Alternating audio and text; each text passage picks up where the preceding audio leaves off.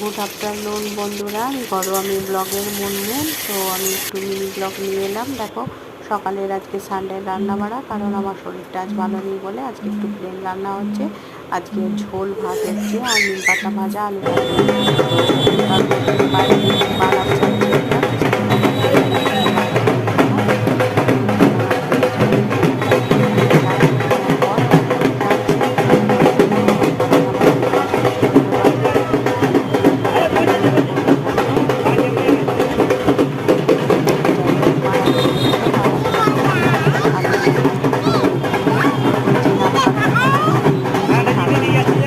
উপরে কিন্তু দাঁড়িয়েই আছে। তারপরে ওর বাবা পুজো করছে, এদিকে দেখি না একবার হবে, ওর বাবা ভালোভাবে পুজোই করতে। এই তুই কি করছিস দেখি, এটা বার করছে সেটা বার করছে।